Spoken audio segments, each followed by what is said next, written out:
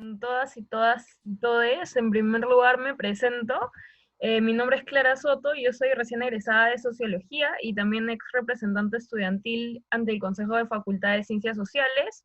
Y bueno, en esta oportunidad nos encontramos en la tercera mesa de discusión de este ciclo titulado como La República como promesa y las aspiraciones de las nuevas generaciones, que ha sido organizado gracias a la Comisión Bicentenario. Y bueno, el objetivo de esta mesa principalmente es reflexionar y discutir en torno a los cambios que han habido en los movimientos estudiantiles desde las últimas décadas del siglo XX hasta la actualidad.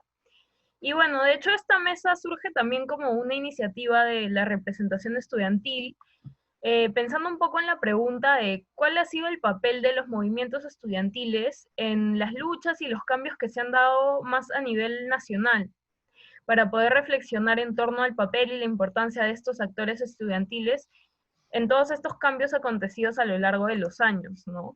Y de hecho en ello el Bicentenario se presenta como una oportunidad idónea para representar esto y para entender mejor cómo hoy en día se están organizando los movimientos estudiantiles también. Bueno, antes de comenzar, también agradecer a las personas de la Comisión Bicentenario, y especialmente a Noelia Chávez y Omar Coronel, quienes sin su apoyo este encuentro no podría ser posible, de hecho, y a nuestros 4 ponentes que nos acompañan el día de hoy, quienes son personas que han estado vinculadas de una u otra manera al movimiento estudiantil en sus años universitarios y que han podido plasmar estos intereses en sus investigaciones de pre y posgrado. Ya los presentaré cada uno más adelante. Y bueno, ahora antes de empezar, les voy a explicar un poco cuál va a ser la dinámica del evento, ¿no? Cada uno de nuestros 4 ponentes va a tener 10 minutos para poder presentar sus exposiciones. Yo voy a ir controlando el tiempo y también les voy a ir avisando cuando ya les quede poco tiempo. Después vamos a recibir las preguntas que recibamos del público y vamos a tener un breve comentario, y luego va a seguir una ronda de respuestas y reacciones de cada uno de los ponentes, para lo cual van a tener 5 minutos cada uno. Les recuerdo a todos los asistentes que pueden mandar sus preguntas. Diego Palacios y yo las vamos a ir recepcionando por el chat. Y bueno, creo que sin más ya podemos ir comenzando. Bueno, presentaré a nuestro primer ponente. Él es José Carlos Medina. Él es abogado por la Universidad Nacional Mayor de San Marcos, es magíster en Sociología por la PUC, actualmente labora en el programa Aurora del Ministerio de la Mujer y también se desempeña como asistente de docencia en la Universidad San Marcos. Y bueno, tiene intereses de investigación en temas de historia, las izquierdas, de temas de memoria, temas de violencia política, y ahorita nos va a presentar su exposición titulada eh, La Juventud Radical, el momento clasista en el movimiento estudiantil peruano entre las décadas 60 y 80 del siglo XX. ¿Qué tal? Buenas tardes ya con todos, con todas. Eh, Bien, el día de hoy hemos presentado una exposición relacionada a la temática de tesis que tocamos en la maestría, y en realidad se nos sugirió que fuese vinculada al tema de cómo el movimiento estudiantil se había construido y consolidado a lo largo de las décadas de los 60, 70 y hasta 80, que es finalmente la etapa que sí abordamos, particularmente en la investigación nuestra. Y lo que hay que recordar es que para la segunda mitad del siglo XX se están produciendo ya de forma consolidada masivas migraciones hacia las urbes, ¿no? Hacia las urbes costeras, hacia las capitales de provincias, hacia Lima en particular, lo que implica un incremento demográfico muy destacable de la población juvenil en el Perú. Existe, por tanto, también una ampliación de la oferta educativa, y esto como consecuencia también de la propia presión de la demanda de las masas que abandonan estadios rurales y se centran en la formación educativa como un camino para la movilidad social. Además, justo a finales de la década del 60 se va a consolidar un proceso que ya venía en realidad gestándose desde décadas anteriores. Desde la década del 40 hay un proceso de mayor desarrollo vía industrial, pero ya hacia finales de la década del 60, a través pues del llamado Gobierno Revolucionario de las Fuerzas Armadas, hay una construcción de un modelo industrialista, digamos, como base, como centro de factor de producción, y esto de todas maneras va a implicar la profundización de una expansión de la clase obrera también, ¿no? Generándose también la institucionalización desde el Estado de las legislaciones que garantizan, que facilitan la gesta de sindicatos y la institucionalización del movimiento obrero en particular, ¿no? Entonces tenemos dos procesos que se van a estar sumando en este periodo, ¿no? Por un lado, una juventud con importantes expectativas de índole educativo, y por el otro lado, un sector obrero que se ensancha, y ambos con una presencia social importante van a consolidar esto que nosotros estamos, bueno, que ya se ha denominado también por otros académicos como el clasismo, ¿no es cierto? Esta suma entre una juventud que se radicaliza para conseguir educación como mecanismo de movilidad social, y la consolidación de un sector obrero importante a partir de el ensanchamiento de la base industrial en el país, ¿no? Se genera una subjetividad popular a través del clasismo en realidad, ¿no? Que se consolida como una forma hegemónica a lo largo de buena parte del movimiento social y de lo que va a ser la consolidación de una sociedad civil que nosotros hemos denominado clasista. En su época, Cinesio López la llamó sociedad civil popular desde una mirada de la participación popular, pero nosotros queremos darle perdón, este enfoque de clasista porque consideramos que la particularidad que destaca en la organización de estas infraestructuras de disenso, de estas redes de disenso, es que estaban mediadas por la organicidad de los partidos de estructuración leninista, ¿no? Y eso es algo que no se va a modificar en buena parte del desarrollo de la década del 60, 70, 80 para la consolidación de este tipo de movimientos, ¿no? El surgimiento de la nueva izquierda y la consolidación en estas décadas significa pues también un aliciente para la consolidación de este tipo de subjetividad, ¿no? Hay un contexto internacional que favorece con buenos ojos la participación de juventud radicalizada, ¿no? En todos lados tenemos todavía la imagen de las gestas cubanas, ¿no? Y luego en la década de los 80 va a ser importante también, por ejemplo, la imagen de la gesta nicaragüense en los testimonios que he podido recoger. Y entonces son situaciones que sirven para ir acumulando esta subjetividad hegemónica entre los estudiantes universitarios que construyen buena parte de esta sociedad clasista a partir o mediados de en los partidos leninistas en los que se forman y con los que construyen esta fuerza reticular, ¿no? Sin embargo, el periodo en que nosotros estamos analizando hacia finales de la década de los 80 y en realidad inicia hacia finales de la década de los 70 también, es lo que hemos denominado el clasismo tardío, ¿no? Que es como esta fuerza se va diluyendo, pierde su carácter dominante para convertirse progresivamente en una fuerza residual, ¿no? Mientras que otro tipo de subjetividades se convierten o se van a convertir progresivamente en hegemónicas cuando van emergiendo en ese momento. Las demandas más importantes tienen que separarse, me parece, en dos en estas épocas, entre los 60 y los 80. Por un lado, el tema de la expansión de la oferta educativa genera una mayor participación y una mayor demanda en la participación universitaria. Creo que el punto más representativo de ello es en el año 80 mismo, cuando en San Marcos se pedía como agenda las 10.000 vacantes para el ingreso. En realidad se consiguen cerca de 9.000 en su momento, ¿no? Y es el momento culminante, digamos, de máxima capacidad que tiene el movimiento para presionar por lo que se conoció como el periodo de democratización, ¿no? Es decir, llenar las aulas universitarias de la mayor cantidad de gente posible, ya sea con las miras hacia alcanzar rápidamente el cartón, como dice Lynch en su investigación, o con la mira hacia la construcción de las fuerzas organizativas para la causa revolucionaria, que también estaba en boga, ¿no? Y por el otro lado, el segundo periodo tendría que evaluarse desde mediados de los 70 hasta fines de los 80, donde la demanda central del movimiento va a ser ya no tanto la ampliación, ¿no?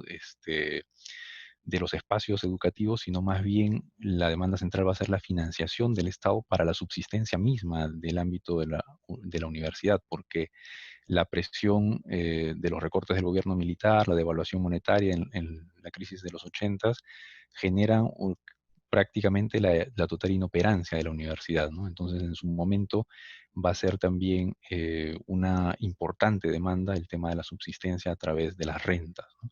En ambos periodos, lo que hay también es un pedido de autonomía, lo que complejiza la relación del movimiento con el Estado, porque se pide que el Estado no intervenga y esto para fortalecer obviamente las posiciones políticas dentro del movimiento, dentro de la universidad, a favor de los partidos, pero al mismo tiempo pues se le pedía rentas para la subsistencia universitaria, ¿no? Estas propuestas van a tener alcance de carácter nacional, ¿no? Por lo mismo de que el movimiento universitario es una de las columnas base de esta llamada sociedad civil clasista, ¿no? Y se articula con fuerzas como las iglesias, se articula con otros sindicatos de carácter obrero, con sindicatos de carácter campesino, en donde la mayor parte de organizadores están saliendo de las aulas universitarias y justamente existe el partido como mediador y otras formas generadas o formas orgánicas generadas por los partidos como mediadores entre estos activistas universitarios y las masas populares organizadas en cada uno de estos espacios, ¿no? Entonces, son redes organizativas que potencian y legitiman también la, la, la fuerza apreciable del movimiento estudiantil en su momento, ¿no? Y esto consolida la institucionalidad que tiene este a través, pues, de sus delegaturas, de sus centros de estudiantes, de sus federaciones, ¿no? Se prestigia ante la sociedad. Finalmente, cabe resaltar que en este periodo, en prácticamente todo este periodo, la estrategia central también, o la táctica central, si se quiere, para evaluarse del movimiento es la acción directa de masas, ¿no? Está como elemento constitutivo, digamos, de su proceder, de su práctica social, y que también de alguna forma sirve para legitimarse dentro de estas aspiraciones de luchas sectarias que habían al interior del movimiento por parte de los partidos. La acción directa de masas sirve como eh, una suerte de purificador, ¿no? Una suerte eh, de mecanismo que va a clasificar a aquellos que son coherentes con la ideología y con la sobreideologización, que ya es un componente que muchos académicos han estudiado en esta época, y aquellos que no pertenecen a esta coherencia y que quedan fuera de este ámbito clasificatorio, ¿no? Es como que la práctica organizativa del movimiento pasaba por la capacidad de confrontación física que pudiese realizar, no solamente con otros elementos estatales, sino también entre los propios estudiantes para imponer su posición y su estatus, ¿no? Finalmente, no sé cuánto tiempo me queda, pero finalmente ya para hablar de lo efectivo que pudo haber sido en su momento este tipo de construcción, hay que señalar que hay alcances institucionales que sí han sido legados, o sea, el estatuto anterior de San Marcos viene del año 84 y ha sido construido a partir de la fuerza que tuvo el movimiento estudiantil, por ejemplo, en la universidad, en la decana, y la fuerza que tuvo cierto partido político, en particular Patria Roja, a lo largo de esta última década, ¿no? Fines de los 70 hasta fines de los 80, ¿no? Sin embargo, hay que saber también que es paradojal esta situación de fortaleza reticular, porque por un lado, esta legitimidad que le daba la confrontación directa, el clasismo, estas lógicas altamente confrontativas, prestigiaron en su momento y ayudaron a la reproducción de esta infraestructura de disenso a lo largo de distintas cadenas de articulación en el movimiento social y en la sociedad civil clasista. Sin embargo, con el avance de la violencia política, este tipo de lógica más bien sirvió para deslegitimar y desprestigiar el conjunto del movimiento y alejar a buena parte, no solamente ya de otros sectores sociales del movimiento estudiantil, sino también al propio núcleo de las bases y de las masas que congregaban la fuerza del movimiento, se fueron alejando y dejaron jugando solos en la cancha, por ponerlo de algún modo, a los dirigentes radicalizados, ¿no? Hacia finales de los 80. Claro. Muchas gracias, José Carlos. En verdad, súper interesante todo lo que comentas. De hecho, también me hace pensar lo poco estudiada que está un poco la juventud, ¿no? Este grupo que llamamos juventud, y cómo ellos han sido los principales actores en todo esto en los movimientos estudiantiles, ¿no? Y cómo se ha ido formando, se ha ido cristalizando la universidad también como institución gracias a todos estos movimientos, a todo lo que has ido comentando, ¿no? Bueno, ahora es turno de Alonso Marañón. Él es político, politólogo por la PUC y por Flaxo Ecuador. Es docente universitario. Él también es parte del comité editorial de la revista Ojo Zurdo. Sus intereses oscilan en temas de conflictos, el Estado y la hegemonía, y ahora nos presentará su ponencia titulada Imágenes de las ciencias sociales sobre la política estudiantil. Vamos con Alonso. Hola, ¿qué tal? Mucho gusto. Gracias por la invitación. Yo quería comenzar hablando de las imágenes, las ideas que han tenido las ciencias sociales sobre la política estudiantil, porque me parece interesante comparar la idea que se tenía de la política estudiantil entre los 60 y los 70 con los cambios que van a ocurrir en el Perú en los años 90, que también afectan a la política estudiantil. En mi tesis de posgrado, lo que yo quise investigar fueron las percepciones políticas que tenían los jóvenes universitarios de la Universidad Católica y de la Universidad San Marcos sobre su accionar en las protestas antifujimoristas. Entonces, al analizar el periodo de la política estudiantil de los 90, era inevitable hacer una referencia o un contraste con los 60 y los 70, porque la literatura, las lecturas, la bibliografía que existía sobre la época de los 90 inevitablemente te llevaba a hacer una comparación con los 60 y los 70. Y en esa comparación me parece importante mostrar los límites que hay para la comprensión de las ideas sobre la política estudiantil. En los 60 y los 70 básicamente hay un consenso entre diversos textos dispersos que hablan de que en este contexto que ya explicó José Carlos, de bueno, una caída del orden oligárquico, el periodo del gobierno militar, temas importantes en el contexto como la reforma agraria o internacionalmente se vivían los efectos de la Revolución Cubana, surge un movimiento estudiantil que entre sus características se pueden nombrar, digamos, el predominio de la crítica abstracta, la falta de movilización permanente, la verticalidad, la fragmentación, en algunos casos la lucha por temas muy puntuales, prácticos, académicos, el auge del marxismo, en fin, ¿no? Entonces, estas lecturas de los 60 y los 70 hacen mucho énfasis en que había algo así como un predominio, un difuso izquierdismo emocional. Eso es lo que dice, por ejemplo, Portocarrero en un texto de los 70, ¿no? Decía que San Marcos era un templo de Mao Zedong, en fin, ¿no? Entonces la imagen que se tiene es de un ambiente muy politizado, muy radical, muy marxista. Y eso pues hace una gran diferencia con lo que se va a leer en los años 90, ¿no?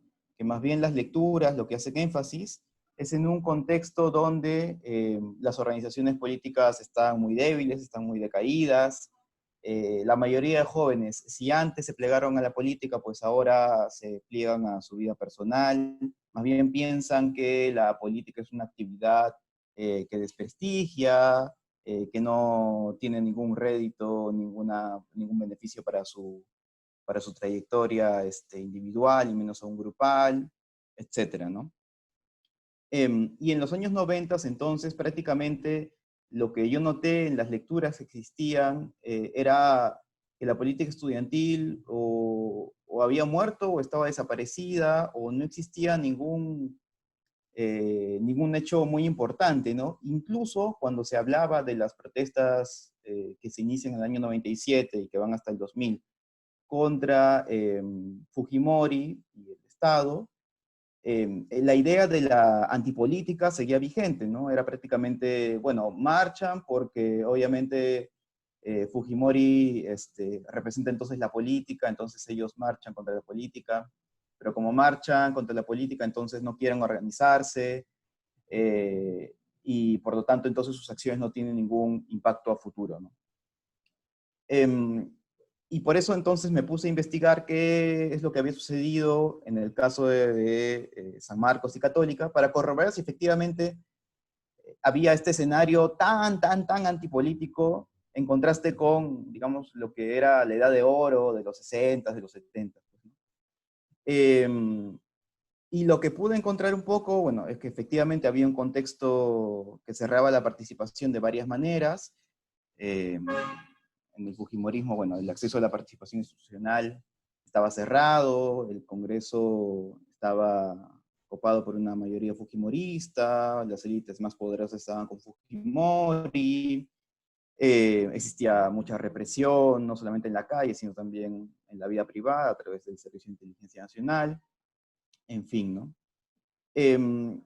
Pero asimismo, también existía en este contexto, claro, un cambio muy grande en las ideas sobre lo que era la participación política, ¿no? Porque muchos estudiantes al principio eran muy reacios a participar porque la participación estaba ligada a ideas de que era una actividad efectivamente radicales, de personas que no les interesaba el bien común, etc. Pero en este contexto de los 90, aún con estas ideas tan fuertes que circulaban, fue posible que existiera una movilización porque uno, no habían desaparecido los estudiantes ligados a actividades políticas más clásicas, por así decirlo, organizadas en partidos, o también lo nuevo que va a surgir en este periodo, que es el tema de los colectivos. Entonces, seguía existiendo un grupo de estudiantes medianamente organizados, que son los que van a tener actividades muy importantes en estas marchas que van del 97 al 2000, no desaparecen, y eso es algo muy importante, porque la literatura que existe, y que no es mucha, eso es otra cosa importante que decirlo, casi no habla de eso, ¿no? Entonces es como, claro, Fujimori fue un tsunami, llegó y arrasó con todo, y ciertamente arrasó con todo, pero no los eliminó, ¿no? Sino que los puso en una posición subalterna, ¿no? Pero aún en esa posición tuvieron un rol, ¿no? Y hay actores políticos estudiantiles importantes, ¿no? Y otra cuestión importante, aparte de eso, es que la movilización en los 90 fue posible porque hubo un contexto de indignación moral a través de las acciones represivas y autoritarias del gobierno, que van cambiando un poco también las ideas de los estudiantes en los años 90, eh, ligándolos un poco más a una acción política un poco más permanente en la calle, ¿no? Entonces es, por ejemplo, importante mencionar los actos represivos del junio del 98, donde una marcha que se convoca y que es convocada por Patria Roja, además que luego, bueno, se pliegan otros actores. La represión es tan fuerte que los estudiantes dejan a un lado sus diferencias, se juntan más gente, además porque fue muy indignante para muchas personas, y eso lleva a una acción más permanente en el futuro, ¿no? Entonces tampoco no es que, digamos, uno entra antipolítico y termina antipolítico, ¿no? Sino que a través de la interacción entre la gente que marcha y el Estado y su represión, pueden surgir en el proceso nuevas ideas y nuevas acciones, ¿no? Y es acá, por ejemplo, donde se forma distintas percepciones de la política, ¿no? Que me parece importante resaltar. Primero hay un sentido de la política radical que viene efectivamente de décadas anteriores, que está presente y que es muy importante para la organización en la movilización de los años 90. El rol, por ejemplo, que tiene Patria Roja para organizar esta marcha a través de, bueno, una organización, un frente que se llamaba Juventud Popular, en esta marcha del 98 es muy importante, ¿no? Y de otras organizaciones que, por ejemplo, en San Marcos nunca dejaron de existir, ¿ok? Entonces hay una vida política en los años 90, por ejemplo en San Marcos, que hasta ahora no ha sido muy documentada, ¿no? Pero que es importante para estas movilizaciones que se van a dar a fines de los años 90, ¿no? Pero aparte de ese sentido radical, también me parece que surge un sentido un poco más novedoso, que es este sentido moral y democrático de la política, que está más presente en las universidades privadas, que van a ser actores muy importantes a fines de los años 90. La Universidad Católica o la San Martín, y otras universidades más, ¿no? Este sentido democrático y moral de lo político se va a manifestar, por ejemplo, a través de esta centralidad del colectivo, ya no del partido, del individuo indignado y espontáneo que se junta y que participa al lado de los partidos más organizados, ¿no? Bueno, finalmente, para terminar, nos habían hecho la pregunta de en qué medida logran sus objetivos o son efectivos estas movilizaciones, en este caso de fines de los años 90, ¿no? En un nivel más visible, me parece que, claro, fue efectivo al momento de establecer la caída de Fujimori, ¿no? No es que directamente lo hayan hecho, pero quedaron en un contexto de crítica muy fuerte al régimen, ¿no? Y que eso no cayó de la nada, ¿no? Ni fue solamente el 2000, o sea, es un proceso entre el 97, a partir de los hechos en torno al Tribunal Constitucional y su destitución, y el 2000, ¿no? En este proceso, bueno, surge y se va formando estos procesos de movilización que terminan deslegitimando en gran parte a Fujimori, ¿no? Y finalmente hay otro nivel que es mucho más difícil de analizar, que es colocar la centralidad del colectivo y el individuo en la protesta, ¿no? Con una crítica muy fuerte a los partidos y a las ideologías, etcétera, ¿no? Eso va a tener un impacto más importante a lo largo ya del siglo XXI. Eso, muchas gracias. Gracias, Alonso. Súper interesante, en verdad, cómo después de lo que vas comentando, o sea, si bien cada periodo se ve evidentemente influenciado por el contexto en el cual se desarrollan estos movimientos, pero como en esta época, a diferencia de lo que hablaba José Carlos, como tú bien mismo lo has dicho, se empiezan a diversificar las formas en las cuales se va organizando este movimiento estudiantil, ¿no? Ya no son solo los grupos de masas, ¿no? Sino se van creando otras formas. Bueno, ahora tenemos a Noelia Chávez Ángeles. Ella es licenciada en Sociología por la PUC y magíster en Gobierno y Administración Pública por el Instituto Universitario de Investigación Ortega y Gasset de Madrid.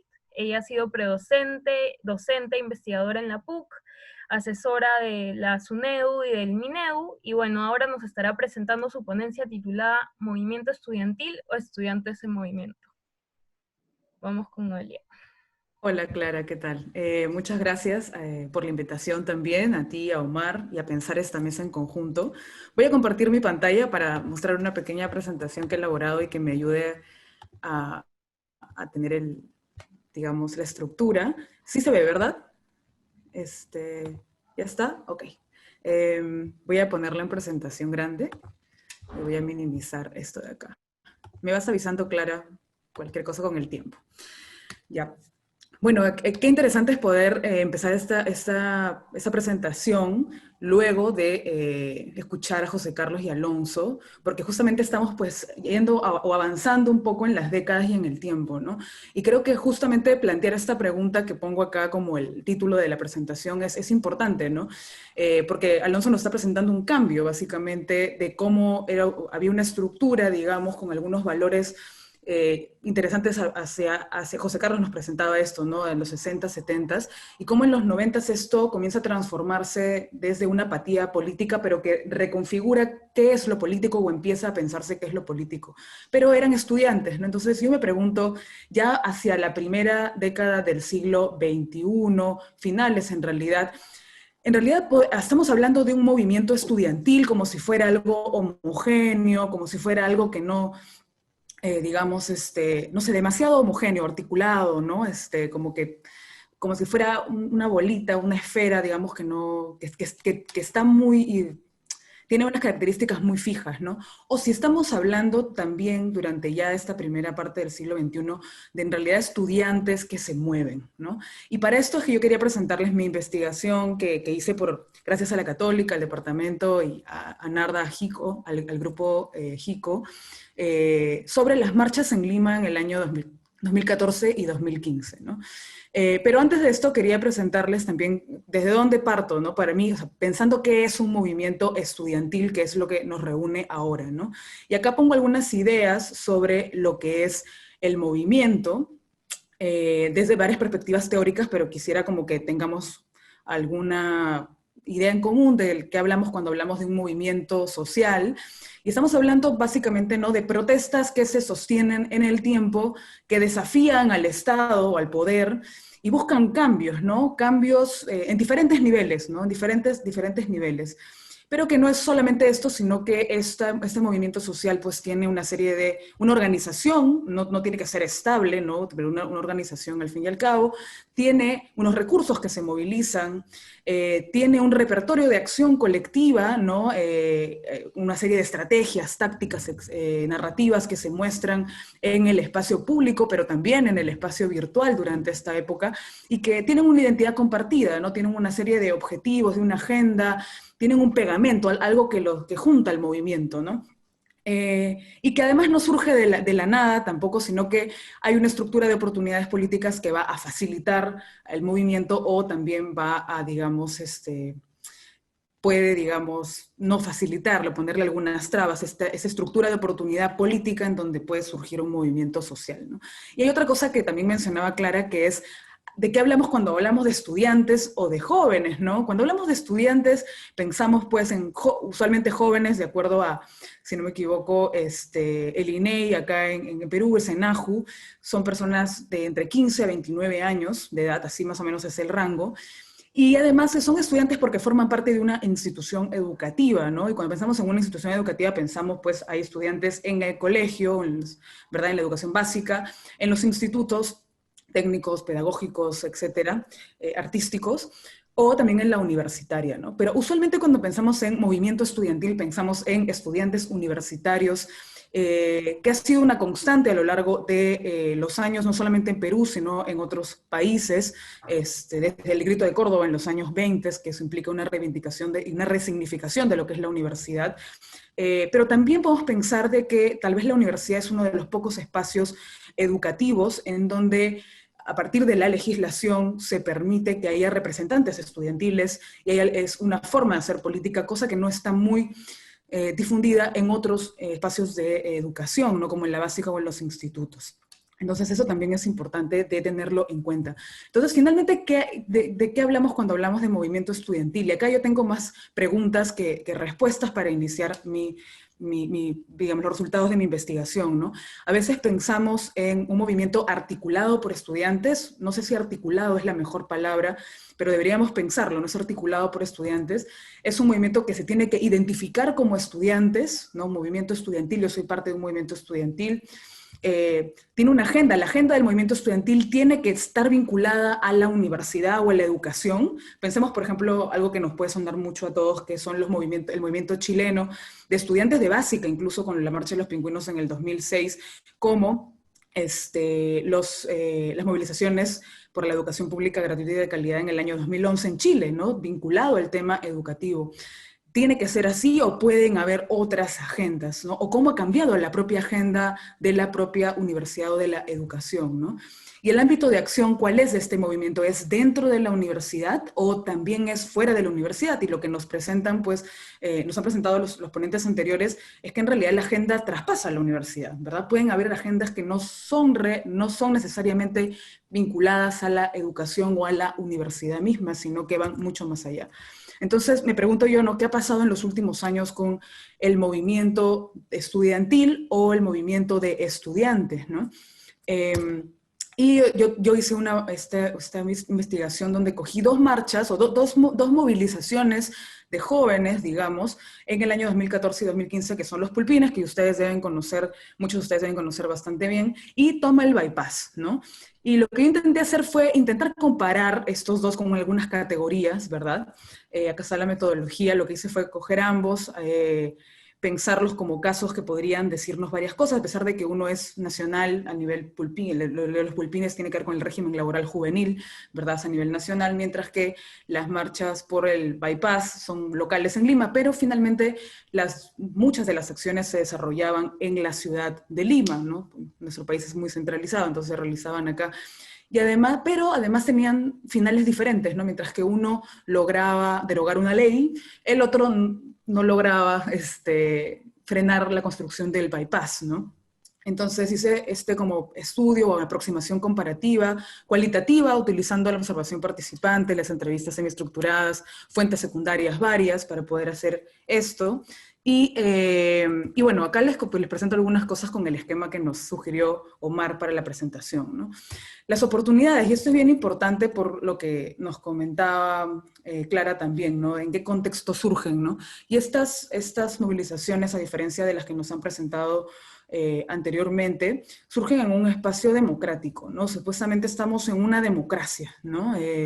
Ya se venció al autoritarismo, a la dictadura fujimorista, y estamos en los 2000, en donde estamos en una apertura democrática, al menos formalmente hablando. Hay un boom económico también, ¿no? Hay un fuerte boom económico, una recuperación de nuestra economía de manera muy potente, sobre todo en base a las industrias extractivas, el precio de los metales, y empiezan unas marchas en el año 2009, ¿no? Los Pulpines y Toma el Bypass son 2014-2015, pero desde el 2009 los estudiantes en las universidades empiezan a articular y empiezan a protestar, sobre todo por el tema de Bagua, ¿no? De Bagua, salen los estudiantes, marchan, y ahí yo me empiezo, creo que hay un cuestionamiento así, realmente estamos en una democracia como resultado y no solamente como proceso, ¿no? Entonces, para poner algunas cosas en comparación, que acá las pongo, los Pulpines son una marcha a nivel nacional, ¿no? Que además surgen con un gobierno deslegitimado, que era el gobierno de Ollanta Humala, tenía como 70% de desaprobación, tenía opositores oportunistas que cambiaron su voto muy rápidamente después de ver las movilizaciones, incluyendo el fujimorismo. Además lograron el apoyo de la opinión pública, la gente estaba de acuerdo con que los estudiantes marchen y está de acuerdo con que los jóvenes reclamen por sus derechos laborales, y además tenían aliados influyentes que permitían, digamos, que la movilización cause fuerza, tanto a nivel de gobierno como a nivel más mediático, ¿no? Mientras que en Toma el Bypass teníamos un contexto muy diferente de esta movilización. Era una movilización a nivel local, tenía una alcaldía que era Castañeda, que tenía una alta aprobación, porque recién se acababa de elegir en el 2014 y la Toma del Bypass empieza en el año 2015, en abril, si no me equivoco, marzo o abril. Tenía opositores debilitados porque Castañeda le gana pues, a la gestión de Susana Villarán, que tenían este discurso de una Lima más planificada, más verde, etc. Entonces tenía los opositores debilitados y una ciudadanía que no estaba de acuerdo, una opinión pública no interesada, una opinión pública que más bien estaba con el alcalde Castañeda en ese momento, y tenía aliados pues no convenientes porque muchos de los aliados políticos tenían que ver con la gestión de Susana Villarán, que había terminado muy desprestigiada, ¿no? Ahí le pongo una foto de ambas autoridades porque tienen que ver con las oportunidades que tuvieron estos movimientos para surgir y realizarse. ¿Cómo fue la organización, ¿no? En ambas marchas lo que yo encuentro es que hay una espontaneidad. Ocurre un disparador, ocurre algo, aprueban una ley, empiezan a construir un bypass y la gente empieza a juntarse, pequeños grupos empiezan a juntarse y comienzan a protestar, ¿no? Utilizan mucho las redes sociales, que es otro elemento nuevo en este momento, para poder conectarse, convocar, para poder hacerse notar, ganar notoriedad y peso. Y también articulan nuevos espacios, ¿no? Los Pulpines no solamente están las centrales sindicales con las cuales empieza, digamos, también el reclamo, sino que se crea, pues, la coordinadora 18D, se crean las zonas, empiezan a salir grupos culturales mucho más fuertes como el bloque hip hop, tenemos un montón de otras cosas más, ¿no? Igual en Toma el Bypass eran estudiantes de las zonas que venían de los Pulpines porque es una marcha que les sigue, y que luego empieza a agrandarse con una acampada, y se conforma también el colectivo, la UDEAL, que es la Unión de Estudiantes de Arquitectura de Lima, que es una cosa muy novedosa, porque no había ocurrido antes que los estudiantes y las estudiantes de arquitectura se juntaran, ¿no? Entonces, también hay nuevos espacios de articulación. ¿Qué cosas los pueden diferenciar? Los pulpines, mientras que los pulpines suman a las organizaciones más tradicionales como sindicatos, gremios, etcétera, en Toma el Bypass más bien dejan al margen a las organizaciones tradicionales y intentan ser lo más apartidarias posibles, ¿no? Desde la acampada hasta UDEAL, que son las más representativas tal vez de ese momento, ¿no? Y también los pulpines tenían aliados en medios de comunicación, tenían aliados que eran académicos, pero pueden ser abogados, no lo sé, periodistas, etcétera, pero que eran muy mediáticos y tenían el apoyo de otras organizaciones como la Coordinadora de Derechos Humanos o el IDL. Mientras que en Toma el Bypass tenían muchos aliados, pero más académicos, no mediáticos, ¿no? Como arquitectos o científicos sociales, pero que iban a la acampada y ahí daban sus charlas, no necesariamente aparecían en la televisión para poder ganar más legitimidad hacia la opinión pública, ¿no? Y acá algunas fotos de ambos, ¿no? El bloque hip hop, que es bien importante, y los arquitectos que están ahí protestando frente al Colegio de Arquitectura, de Arquitectos, que eso fue algo también muy disruptivo, ¿no? Identidad, aquí sí vemos varias diferencias que es interesante de notar, ¿no? Mientras los pulpines, la ley misma los agrupaba porque era una ley que afectaba a los jóvenes de una determinada edad y además les afectaba el bolsillo porque tenía que ver con derechos laborales y el trabajo y las remuneraciones. En Toma el Bypass, la ciudadanía era lo afectado, entonces era un grupo mucho más difuso, ¿no? Mientras que los pulpines lograron conseguir evidencia muy rápida de cuáles eran los pros y los contras de la ley y que se exponían en medios constantemente. En Toma el Bypass la evidencia fue muy pausada, ¿no? Se empezaba a hablar de esto, pero ¿por qué estaba mal el bypass? ¿Por qué era necesaria una ciudad planificada? Eran términos bastante nuevos, ¿no? En los pulpines el objetivo era muy claro, concreto y compartido, todos era bajarse la ley, ¿no? Mientras que en Toma el Bypass los objetivos eran diversos y en disputa, o sea, porque teníamos en la acampada se empezaron a gestar discursos muy interesantes de ecología política, feminismo, de los ciclistas, animalistas, de la defensa de la Costa Verde, o sea, es un boom de conversaciones bien interesantes dentro de la acampada, y por otro lado estaban los arquitectos también con un discurso interesante sobre la planificación de la ciudad y un montón de demandas al respecto de la planificación ciudadana. Entonces, había una cantidad gigante de objetivos que estaban en disputa, ¿no? No solamente eran que los agrupaban, ¿no? El adversario en los pulpines era la CONFIEP y el gobierno, ¿no? Mientras que en el Toma del Bypass era Castañeda, algunos eran Castañeda, mientras que para los arquitectos no necesariamente era Castañeda, más bien era decían que no había que ir en contra de Castañeda porque se les iba a ver muy villana, muy de Susana Villarán, entonces no querían entrar a ese discurso. Y no tener a un adversario también pierdes, digamos, un poco de la identidad del movimiento, ¿no? Y otra cosa sumamente importante es el nombre, ¿no? O sea, en los pulpines, por alguna razón, de alguna manera se acuñó este término de que el régimen laboral juvenil era la ley Pulpín. Y la ley Pulpín pegó mucho en el imaginario colectivo, pensando en que el pulpín era una persona, pues, era un joven que era como ingenuo, ¿no? Inocentón, que podían imponerle cosas, ¿no? Y la ley pulpín fue algo que pegó mucho y la gente lo reconocía rápido y creo que esa apropiación fue muy positiva. Mientras que en Toma el Bypass como habían tantas demandas, también habían múltiples nombres, ¿no? En todas las marchas, en todas las actividades. Y eso también puede llevarnos a pensar en la diferencia en la efectividad, ¿no? Ahí está, por ejemplo, el pulpín, ¿de dónde surge? De este jugo, que es un jugo que llevan los escolares, ¿no? Un triangulito, jugo de durazno. Ay, Pero sí. ¿ya podemos ir finalizando? Sí, dame solo un segundo que me falta solamente esta parte de acá, muy rápido, ¿no? ¿Cuál es el repertorio? Y también hay varias coincidencias, son marchas masivas o grandes, hay cambios de ruta, no en el centro histórico, sino hacia Miraflores, por ejemplo, eso también es bastante disruptivo, se mezcla mucho el arte y la política. Los pulpines intervinieron otros espacios que no era el centro histórico, lo cual era bacán, centros comerciales, puentes, mientras que en Toma el Bypass había una acampada, habían asambleas abiertas, habían conversatorios, talleres, muestras, y se sostuvieron por como 4 meses, ¿no? Booms informativos de los arquitectos, eso también es importante, ¿no? Acá algunas de las fotos de estas protestas, ¿no? Y la efectividad, ya para ir cerrando, como me pedía Clara, porque seguro ya me pasé mucho del tiempo, era, bueno, lo pensé en base al texto que nos pasó Marc Coronel de Masunder, que hablaba de la conciencia social, ¿no? La consecuencia electoral, la opinión pública y el cambio institucional, ¿no? Y yo creo que ambas marchas o protestas sí generaron una conciencia importante, tanto sobre los temas laborales, porque los candidatos no han podido volver a tocar tanto ese tema, y en Toma el Bypass porque poco a poco se va articulando una necesidad de planificar la ciudad, de pensar en una ciudad diferente, ¿no? Y eso también es importante. También creo que hay consecuencias electorales, ¿no? Otra vez, los pulpines hacen que los candidatos no puedan volver a tocar este tema de una manera tan fácil y rápida, ¿no? Y en Toma el Bypass, bueno, finalmente más lentamente logra sí articular un discurso que luego hace que Castañeda pues pierda toda la legitimidad. Entonces, más paulatinamente, pero también tiene una consecuencia. Los pulpines sí lograron una apropiación de la opinión pública, digamos, frente a este tema, mientras que en Toma el Bypass hubo mayores dificultades al respecto al inicio, durante la movilización.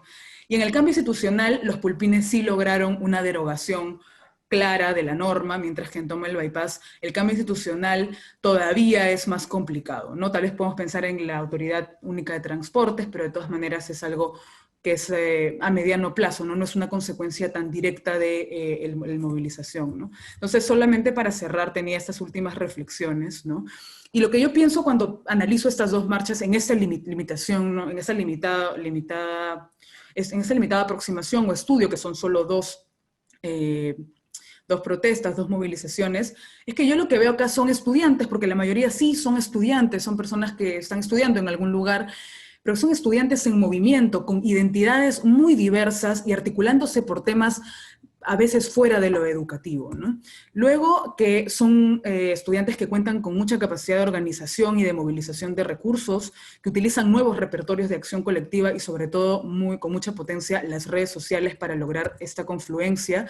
Y la efectividad más bien de las protestas de las y los estudiantes tiene que ver con la estructura de oportunidades en donde se desenvuelven para que tengan mayor posibilidades y también de la identidad que logran generar con la gran diversidad pues, de agendas que se mueven alrededor de los intereses de los estudiantes, ¿no? Y en ambos casos igual se ha visto una dificultad para escalar a una narrativa como las discusiones que tenían en los años 60, 70, digamos, ¿no? Que hablaban más de temas más sistémicos. Bien, cuando se trata de escalar el discurso, pareciera que es difícil de hablar de que el sistema está mal. Cuando comienzas a hablar de eso, hay más alejamiento, ¿no? Eso es lo que al menos puedo percibir. Entonces lo dejo ahí y ya en la siguiente ronda puedo discutir otros temas más vinculados a las universidades. Muchas gracias. Gracias a ti, no, en verdad súper interesante y que nos deja mucho para pensar.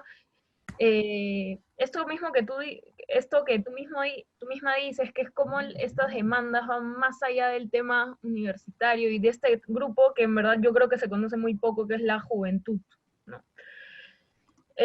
Bueno, ahora pasamos a la participación de Andrés Espinosa. Él es comunicador para el desarrollo de la PUC y también es activista LGTBI independiente y ha participado en grupos activistas como GEPUC, la Articulación de Jóvenes LGTBI en Lima y en Reforma Trans PUC.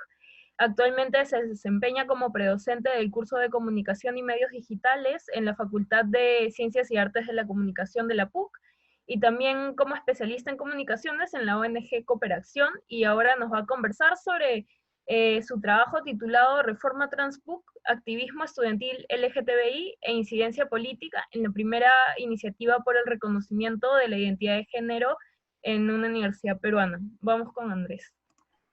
Hola, ¿qué tal? Buenos días. Muchas gracias, Clara, por la presentación. A continuación les voy a compartir un poco la pantalla para apoyarme un poco en esa presentación que he realizado para hoy. Bueno, el presente tema que voy a conversar hoy día es en base a la tesis de licenciatura que he realizado para optar por el grado de comunicador de desarrollo. Y bueno, básicamente les voy a contar sobre la experiencia de Reforma Trans como iniciativa de activismo estudiantil LGTBI, ¿no? Y a partir de ese caso, quisiera también hacer unas reflexiones sobre en sí el activismo estudiantil LGTBI de Lima y el Perú, ¿no? Bueno, brevemente sobre el tema del contexto, en realidad sabemos que estamos en un país el cual todavía tiene afectaciones graves a los derechos humanos de las personas LGTBI y en específico también de las personas trans, ¿no? De hecho, constatamos a través de reportes de derechos humanos que aún persisten las torturas hacia defensoras trans, que aún persisten también asesinatos hacia las personas trans que se reportan, ¿no?, anualmente, ¿no? Y más actualmente en ese contexto de pandemia, ¿no?, en el 2020, hemos sido testigos también de esa política del pico y placa de género, ¿no?, el cual arrojó como datos 17 registros de agresiones de mujeres trans que fueron castigadas por policías, ¿no?, solamente por tener un DNI que no coincidía con su nombre y su apariencia física, ¿no? Sin embargo, ese contexto que pasa en la sociedad, ¿no?, también ocurre en las universidades, y de hecho somos conscientes de que dentro de las universidades también ocurren episodios de desconocimiento, de prejuicio, de discriminación hacia las personas trans, ¿no? Y en concreto en la PUC lo que ocurría es que justamente ese desconocimiento repercutía en una afectación en sus derechos y en el acceso a servicios tales como, por ejemplo, sacar un libro, entrar a la universidad, el tomar la lista de asistencia, ¿no?, el comprar un menú, por ejemplo. Y todo eso, en conclusión, era un trato discriminatorio, ¿no?, hacia estas identidades trans, ¿no? Entonces, es un problema bastante grave que Reforma Trans buscó atender, ¿no? Básicamente ese grupo de estudiantes que buscaron hacer incidencia dentro de la PUC para hacer de esa universidad un espacio trans inclusivo respetuoso, ¿no?, de las identidades trans. Sin embargo, Reforma Trans no es la primera iniciativa que promueve ese tipo de reformas, ¿no?, sino que la primera fue en la Universidad Nacional de Córdoba, ¿no?, en el 2009. En realidad, Reforma Trans PUC es la cuarta iniciativa de este tipo y la primera peruana, ¿no? En cuanto a la agenda que tuvo esa iniciativa, básicamente estuvo expresada en cuanto a una política que buscaba aprobar dentro del Consejo Universitario, el cual tenía como 7 demandas, de las cuales las principales tenían que ver con el cambio de nombre en el registro virtual, ¿no?, y en el TI, la sensibilización a la comunidad universitaria también sobre los temas de identidad de género y de respeto hacia estas identidades, y finalmente un trato mucho más respetuoso también dentro de la comunidad universitaria, ¿no?, hacia las personas trans y estudiantes trans de la PUC.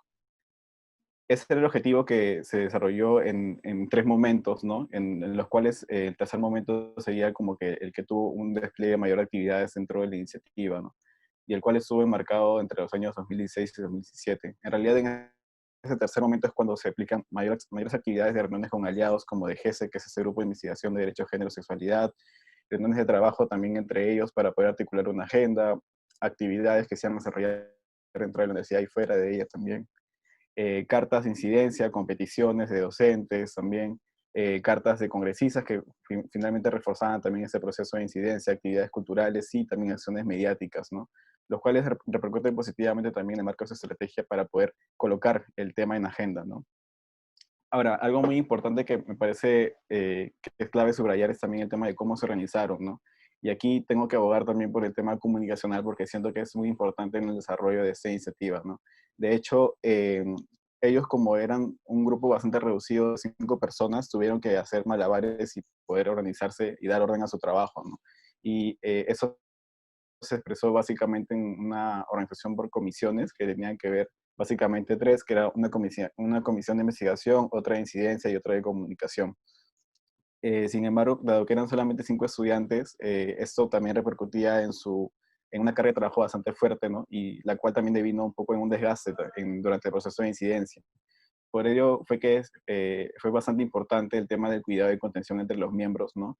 Y lo cual Reforma Trans retoma justamente un valor muy importante del feminismo que tiene que ver con la contención, el cuidado y el autocuidado, ¿no?, que finalmente lo incorporan como un valor suyo para poder hacer ese proceso de incidencia, ¿no?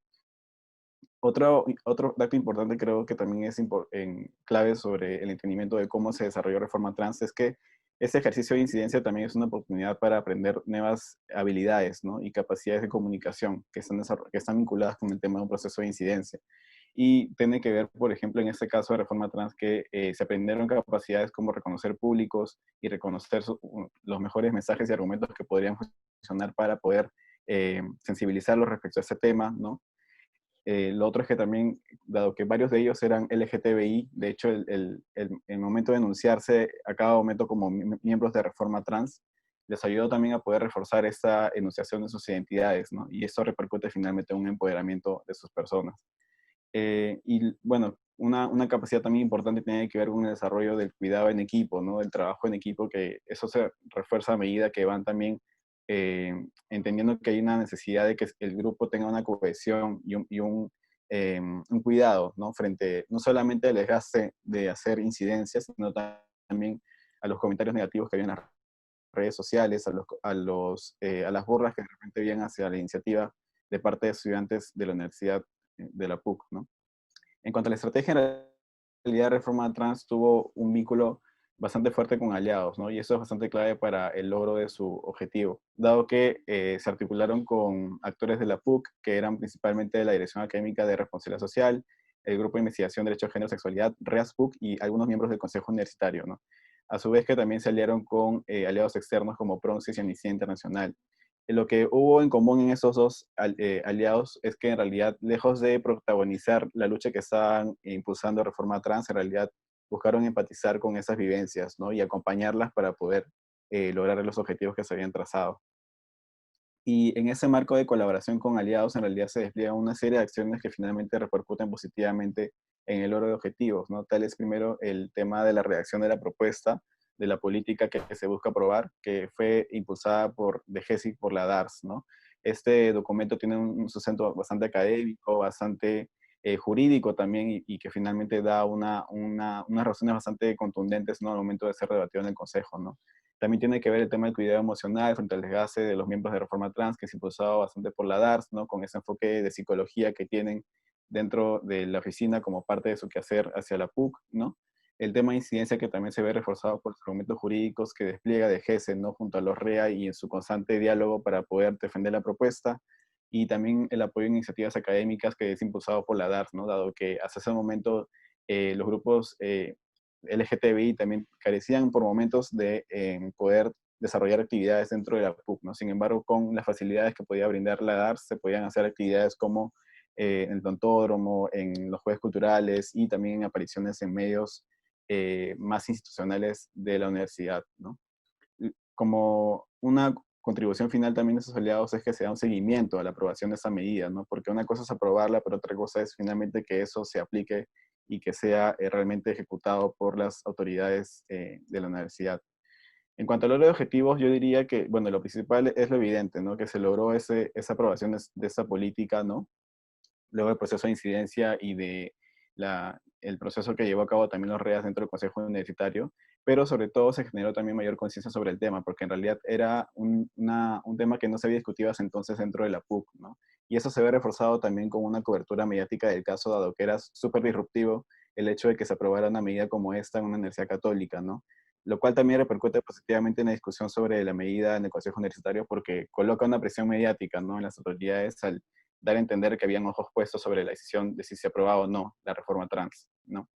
Pero eso también me deja un poco de reflexiones sobre el tema del movimiento LGTBI estudiantil. Como dijo Clara, yo estuve como parte de la articulación de jóvenes LGTBI de Lima, y durante mucho tiempo, y a partir también de una reflexión de Lucero Cuba en este libro de Entre Orgullos y Resistencias, hubo esta pregunta si es que realmente el movimiento LGTBI era un movimiento o si más bien era un conjunto de expresiones, ¿no? Y de hecho, Lucero Cuba trata de encauzar esta pregunta un poco hacia que en realidad deberíamos preguntarnos qué otras formas de organización son más efectivas, o tendríamos que adoptar maneras de organización y discurso para que finalmente logremos nuestros objetivos como movimiento LGTBI, ¿no? Y en realidad a esta reflexión de Lucero yo también trato de aportar acerca, desde el caso de Reforma Trans, ¿no? Y pienso que, claro, en realidad los modos de organización van a variar y van a ser ajustados de acuerdo a cada caso, ¿no? En el caso de Reforma Trans, en realidad se aplican diversas estrategias, comulgan también diversas especialidades como la psicología, como el derecho, que finalmente, y como las comunicaciones también, que finalmente hacen que se haga un espacio de articulación e incidencia bastante enriquecido de nuevas miradas, ¿no?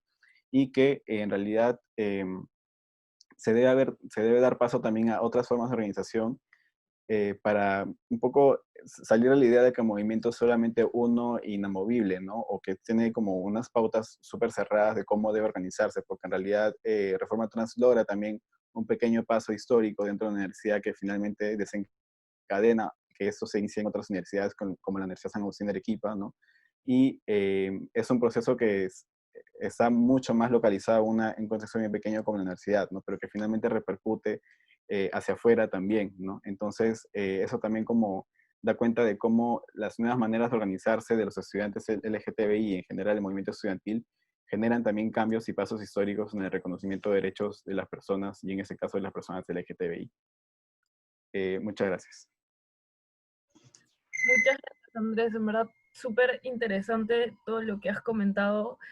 Me parece que el caso de la reforma trans, con todas las estrategias, de todas las maneras en cómo se ha organizado, creo que me deja mucho pensando un poco, eh, no sé, los propios recursos que tenían los estudiantes y cómo se fueron organizando en base a eso, ¿no? Y ese tema del autocuidado, súper, súper importante, en verdad. A ver, ahora vamos a dar paso a leer las preguntas del público. Eh, a ver, Diego, me las habías mandado. A ver, acá tenemos dos preguntas. Eh, Hoy vemos que las universidades están concentradas en la empleabilidad de sus estudiantes. Las universidades privadas están en este riesgo. Sin embargo, sabemos de la importancia de la universidad como sitio de formación ciudadana política de los estudiantes. La universidad estatal sería la mayor esperanza que tenemos para revalorar el verdadero propósito de la universidad. Acá tenemos otra pregunta. ¿Por qué es difícil escalar? Bueno, específicamente de la ponencia de Noelia, ¿por qué es difícil escalar el discurso a estas narrativas? Y si podría señalar qué entiendes por ir más allá del sistema educativo. Eh, en el caso del bypass, la movilización de universitarios y docentes de la Universidad Nacional Mayor de San Marcos fue muy abierta. Acá tenemos otra pregunta también para Andrés. A partir de la experiencia de la reforma trans en Perú, ¿se han articulado en redes con otras universidades? ¿Cuál es el impacto? Bueno, ahora también vamos a dar paso a un comentario de Omar Coronel, sociólogo de la PUC, profesor de la PUC, y también especializado en temas de movimientos sociales. Gracias, Clara. Y gracias en verdad al Comité del Bicentenario por pasar voz, ¿no? A Clara, a Noel, para intentar pensar en una mesa. Me parece que es una mesa que ha sido súper interesante, que se han discutido temas que regularmente no se hablan, digamos, de una forma colectiva, ¿no? Sino solamente presentaciones aisladas. Esta mesa me parece que es súper chévere porque permite pensar, digamos, en los temas del movimiento estudiantil en una línea de tiempo, de la radicalidad de los años 60, la antipolítica de los años, o la supuesta antipolítica, ¿no? Como ha problematizado Alonso, de los años 90, la fragmentación actual, ¿no? Solamente quería hacer algunos breves comentarios como para resumir un poco esta línea de tiempo y plantear un par de preguntas abiertas a los ponentes. En primer lugar, me parece que, claro, lo que demuestran las exposiciones es que hay muchos cambios, ¿no? Cambios de discurso, cambios de organización y cambios en las agendas, ¿no? Que son en este último medio siglo que hemos revisado en las exposiciones. Y unos cambios en la agenda que muchos señalan, muchos tratan de definirla como una agenda más heterogénea, pero si en verdad escuchamos bien lo que nos ha contado José Carlos, lo que nos cuenta Alonso, en verdad no es necesariamente más heterogénea, sino que implica otro tipo de heterogeneidad, ¿no? Otro tipo de variación de la agenda dentro del movimiento estudiantil. Y como dice, no, el movimiento estudiantil no necesariamente se define por esta lucha por la calidad de la enseñanza o la calidad de la educación en la universidad, en la escuela, en los institutos técnicos, sino también por estas otras agendas, ¿no? La agenda, por ejemplo, de la reforma trans, la agenda feminista, las agendas vinculadas, digamos, a la política nacional también son parte del movimiento de jóvenes, ¿no? Y eso obviamente está muy vinculado al movimiento estudiantil. Entonces es importante tener en cuenta para pensar, al menos en este último medio siglo, en el impacto que ha tenido la violencia política, ¿no? En cambiar que José Carlos llama esta infraestructura de disenso, ¿no? Es una infraestructura de disenso muy vinculada a lo emocional, a la cultura de la izquierda, al discurso de la izquierda de los años 60, que se va agotando y se corta un poco de manera con el niveles más altos de la violencia política finales de los años 80, ¿no? Pero lo que tenemos luego, como bien dice Alonso, es algo más complejo que solamente la antipolítica, ¿no? Porque sobreviven muchas de esas organizaciones y no es posible entender la resistencia al fujimorismo sin la presencia de estas organizaciones y de esta juventud y de estos otros discursos que sobreviven y confrontan, digamos, al régimen, ¿no? Que es un tipo de vitalización del movimiento estudiantil muy particular, ¿no? Porque como Alonso dice, porque se están enfrentando a un régimen autoritario, ¿no? La confrontación a un régimen autoritario, el tipo de amenaza, ese tipo de enemigo, generalmente milita la organización de la sociedad, ¿no? En este caso del movimiento estudiantil, más o menos lo que está pasando ahorita en Venezuela. Venezuela también es un movimiento estudiantil muy fuerte, muy vibrante en los años 90, en los años 80, pero a partir de los años 2000, particularmente en los últimos 10 años, es el movimiento más vibrante de resistencia al régimen autoritario en Venezuela, ¿no? Las variedades que nos cuenta Alonso para entender, digamos, la resistencia al fujimorismo en los 90 ayuda, por ejemplo, a entender lo que está pasando en Venezuela y lo que probablemente está pasando también en Nicaragua y en Honduras, en otros espacios con autoritarismo actualmente, ¿no? Y de ahí damos la fragmentación. Ese es más o menos el contexto del que nos ha hablado Noelia y donde se marca también el movimiento del que nos hablaba Andrés, ¿no? Una fragmentación fuerte donde hay una multiplicidad de agendas, una multiplicidad de demandas, pero vemos cada vez menos una capacidad de articular entre universidades o articular entre regiones, ¿no? Lo que muchas veces se llama una dificultad de articulación vertical y horizontal, ¿no? O sea, de las organizaciones no solamente en Lima, sino en el país, ¿no? De universidades públicas y privadas, lo que, por ejemplo, ocurría de alguna manera en el momento de lucha contra el fujimorismo, con algunas excepciones, ¿no? Lo que no he mencionado con el movimiento de los culpines, en verdad es un movimiento súper interesante porque presenta como medio excepcional en el escenario de los 2000, ¿no? Esa capacidad, esa formación de identidad, esos recursos, esa formación de organización en movimiento, algo bien particular y que al menos que yo recuerde no se ha vuelto a ver en otras movilizaciones en la década, ¿no? Esta formación de organización en el movimiento, ¿no? O sea, en el momento en que está desarrollando el movimiento. Entonces, esta fragmentación, y acá pasan las preguntas, que trabajamos movimientos sociales nos lleva a pensar, bueno, entonces, ¿por qué hay tanta fragmentación? ¿Por qué es tan difícil salir o sobrevivir esta fragmentación? Y una de las respuestas en ciencia política clásica es, bueno, los movimientos en verdad sobreviven y donde hay una sociedad civil fuerte, sí, pero ahí donde hay un sistema de partidos institucionalizado. Entonces, es ahí donde que de alguna manera residen, logran el movimiento, que hacen avanzar las demandas del movimiento, ¿no? Claro, el ejemplo es Chile. En Chile tenemos la Revolución de los Pingüinos en 2006, 2011 y bastantes otras movilizaciones que reciben, digamos, un correlato en la concertación y en los partidos de izquierda de la concertación, hacen avanzar esas demandas en el Congreso, que facilitan el diálogo con el gobierno y con los partidos en general para avanzar y tener consecuencias más relevantes, digamos.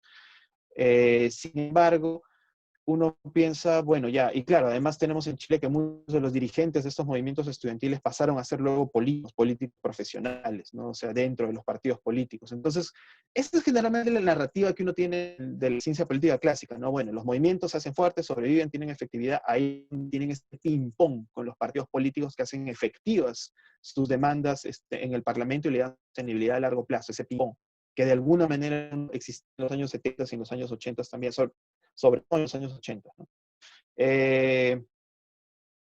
Uno piensa, y la pregunta mi primera pregunta es, ¿cómo pensar desde una perspectiva comparada en Colombia?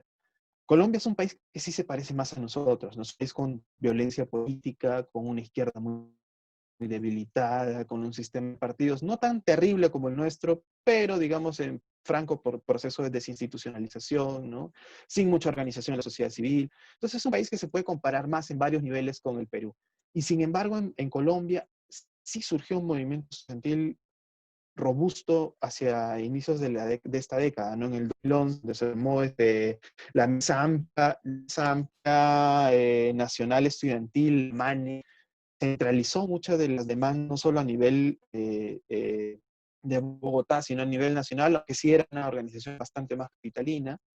pero logró doblegar a Santos y sentarlos en la mesa y firmar acuerdos por mayor presupuesto y evitar una de las leyes que Santos estaba intentando avanzar, que iba a privatizar un poco la educación, ¿no? Y bueno, ese movimiento se fue debilitando, pero vuelve a resurgir en el 2017, 2018, 2019 y actualmente ya no con la MANE, sino con la UNEC, que es la Unión Nacional de Estudiantes Colombianos, que vuelve a juntar una plataforma, que vuelve a articular y ahora es un movimiento más nacional, ¿no? Y bastante contencioso, bastante presente, que también doblegó a Uribe en 2018 y en 2019 se juntó a otras demandas, ¿no? Esto es el movimiento estudiantil, recogió obviamente las demandas del poderoso movimiento femenino en las universidades, poderoso movimiento de trabajadores que también empezaron a empujar una agenda más contenciosa contra el gobierno de Uribe, que es, digamos, la infraestructura que existe ahora justo para las protestas, inclusive durante la pandemia. Entonces, cuando uno piensa en Colombia, dice, bueno, ya, con Chile no nos vamos a meter porque Chile tiene un sistema de partidos más institucionalizado, una cultura de izquierda mucho más viva, la cultura de izquierda más rica, digamos, del continente. Difícil compararnos con Chile, pero con Colombia sí nos podemos comparar, por muchas razones. Entonces, ahí mi pregunta sería, ¿cómo, ¿por qué creen que en Colombia, con muchas de las debilidades que también tiene Perú, se logra articular esto, ¿no? Y ahí está, no he dejado algunas pistas, algunas variables para tratar de pensar, ¿no? El tema de la estructura de oportunidades y las amenazas, ¿no? O sea, yo siempre pienso en estructura de oportunidades, no solo pienso en oportunidades como algo positivo, sino como algo negativo. Las amenazas que hacen posible la articulación y la identificación y la unidad del movimiento, ¿no? Tanto Uribe como Santos estaban amenazando a los estudiantes y eso quizás también hace que se forme un movimiento. No ha habido acaso amenazas, sin embargo, en el Perú que ayuden a darle una articulación, una mayor organización en los últimos 15 o 20 años. Y en segundo lugar, pensando otra vez en estructura de oportunidades, y los invito también a reflexionar más actualmente, más con los pies en la tierra del momento actual, en el cambio de estructura de oportunidades a partir de la pandemia y de la crisis y de la recesión que se viene encima, ¿no? Si era difícil pensar en cambios de estructura de oportunidades en los últimos 20 años, ahora claramente hay una coyuntura crítica, ¿no? O sea, sin duda alguna hay una coyuntura crítica, un factor externo que nos impacta y cambia muchas las cosas, ¿no? Para empezar, hay un abandono de la universidad es muy alto, muchos estudiantes están dejando de estudiar. Esto afecta además fundamentalmente a las mujeres, ¿no? Y en un contexto en que las mujeres las estudiantes mujeres en el movimiento son parte sustantiva, digamos, del movimiento estudiantil con el crecimiento del movimiento feminista a nivel nacional y a nivel internacional, ¿no? Entonces, los invito a pensar que cómo está quizás este cambio en la estructura de oportunidades a partir de esta amenaza enorme que ya no viene necesariamente solamente del gobierno, sino también de esta crisis estructural, esta crisis económica, quiero decir, que probablemente va a pegar muy fuerte, no solo este año, sino el próximo año. ¿Creen que pueda ser posible, digamos, algún tipo de mayor estructuración, de mayor articulación, ¿no? Los invito a hacer una prognosis, ¿no? O sea, pensar en variables que pudieran ayudarnos, porque los científicos sociales no deberíamos hacer predicciones, somos los peores en hacer predicciones, pero sí podemos hacer prognosis, ¿no? Pensando recuerdan, no sé, algunos han llevado teoría sociológica con Orlando Plath, cuando leemos a Daniel Bell, nos hablaba de que no podemos hacer profecías, pero sí podemos hacer prognosis, ¿no?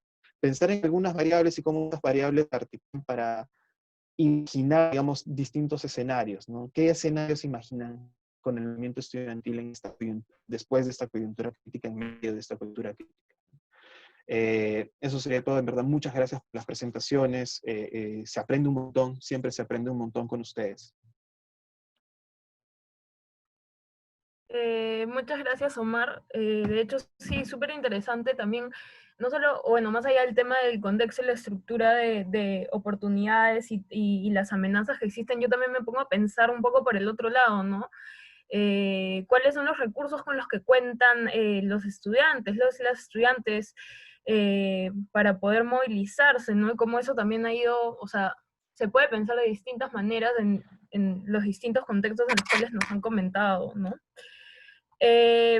Ya para no tomar más tiempo, porque estamos un poquito corriendo, les dejo, ahorita vamos a dar paso a las respuestas, reacciones de cada uno de nuestros ponentes. Van a tener 5 minutos para hacer algunos comentarios. Empezamos con José Carlos, otra vez. Ok, muchas gracias.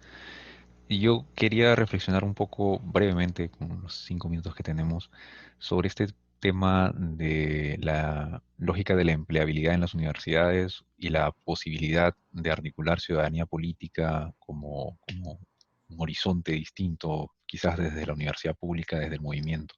En realidad, es justamente el movimiento social lo que genera la posibilidad de estructurar la sociedad civil, ¿no? O sea, los movimientos sociales como el movimiento estudiantil o como el movimiento sindical o como el movimiento campesino en su momento o el movimiento feminista ahora o las disidencias sexuales, en realidad son las columnas que estructuran la sociedad civil y son las que permiten cualquier horizonte de posibilidad de transformación y de relacionamiento con el Estado a nivel ciudadano, ¿no? Me parece que eso debería ser así, o deberíamos siempre entenderlo así. Y la imposibilidad de construir una ciudadanía real, digamos, pasa también por el hecho de que no tengamos fortaleza en ese aspecto, ¿no? Lo decía Omar, o sea, hay debilidad en el sistema de partidos, cierto, y la debilidad del sistema de partidos se conjuga muy bien con la debilidad de las fuerzas de la sociedad civil, ¿no? Y me parece que tendríamos que sacar también como que enseñanzas del pasado, ¿no? En la primera mesa, recuerdo que Carmen Elizalde decía, eh, la sociedad civil fue la que derrota a Sendero, y es correcto en buena parte de ello, del análisis, pero hay que entender también, por ejemplo, fue el movimiento estudiantil el que se opuso al crecimiento de la subversión en su forma y en su estilo, a través de la propia acción directa, incluso, y a partir de las propias organizaciones de base que controlaba, ¿no? Y a partir de las propias articulaciones que tenía con otros sectores de la sociedad civil. Me parece que estamos convocados, estamos llamados a que esa fortaleza pueda regresar, sobre todo ahora que la hemos necesitado en el peor de los momentos de la historia presente, ¿no? O sea, hay más de 70.000 muertos probablemente en las calles de Lima, y seguramente si algo debe, perdón, en las calles del Perú, y si algo debe llamarnos o convocarnos a reflexionar de estas mesas, es que esto que estamos pensando sobre el movimiento social debe articular la posibilidad de ciudadanía real para la gente, para que cosas como esa no vuelvan a repetirse. Y estoy seguro que si el movimiento estudiantil fuese lo más fuerte posible, no habría sucedido una tragedia de esa magnitud, como no ha sucedido precisamente en la articulación de la sociedad civil y el Estado en otras latitudes, ¿no?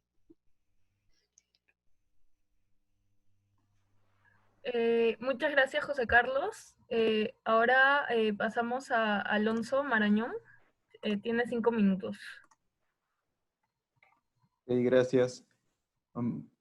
Bueno, solo agregar que, a ver, en este cambio em, estructural del cual nos preguntó Omar, habría que hacer énfasis quizás en que ya hay varios cambios en proceso, en curso, desde el 2013, ¿no? Al menos en lo que concierne a las universidades, ¿no?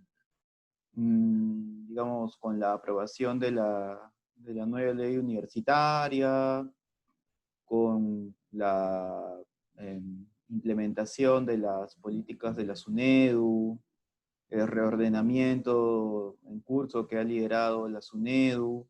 Eso ha generado una serie de conflictos en distintas universidades, ¿no? Entonces, ahí, por ejemplo, ya hay un contexto que está cambiando, ¿no? Me parece que eso, digamos, tendría que ser un punto importante para poder comprender lo que va sucediendo ahora, ¿no? Porque a eso, que ya toca distintos intereses, que toca distintas concepciones, ¿no? Por ejemplo, la autonomía, ¿no? O sea, eso está en debate ahora, ¿no? A esos procesos que ya vienen en curso, pues ahora bueno, llega el COVID, la pandemia, toda la crisis, ¿no? Y ahí definitivamente va a surgir algo distinto al escenario que ya teníamos, ¿no? Eh, Me parece que en esa perspectiva pues habría que pensar qué problemas de estudio, qué objetos de estudio se pueden construir, ¿no?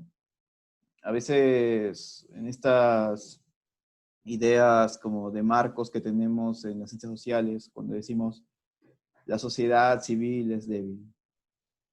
O sea, ¿de qué sirve eso para estudiar los límites o para estudiar o para comprender los cambios que se han dado en el Perú post Fujimorismo, ¿no? Que creo que a veces esas ideas pueden estar limitando más el análisis que ofreciendo nuevas perspectivas, ¿no? Porque suceden cosas, ¿no? Los actores se mueven, se siguen organizando quizás de distintas maneras. Y ahí me parece importante, pues, atender a esas cuestiones, ¿no? Que quizás no están ligadas a lo que uno quisiera, pues, ¿no? Que hubiera un movimiento estudiantil, en fin, que luche por reformas estructurales, proyectos progresistas y todo eso. Pero igual está en movimiento, ¿no? Y está generando cosas, ¿no? Que no tenga escala nacional no significa que tampoco no exista, ¿no? Eso, entonces, ese llamado a pensar nuevos objetos de estudio, ¿no? Y finalmente otra idea, ¿no? Acerca de la fragmentación ya para acabar, ¿no? Fragmentación en el movimiento estudiantil, bueno, peruano siempre ha existido, ¿no? Uno lee, por ejemplo, lo que escribió Lynch sobre San Marcos en los años 70, y habían miles de grupos, pues, ¿no? 5 FERs, ¿no? Todos se peleaban por el nombre de cuál era el FER principal, el FER de la rayita, el FER del librito, el FER del no sé qué, ¿no? Con un rol de la Federación de Estudiantes del Perú quizás algo más activo, pero que no terminaba de centralizar, ¿no?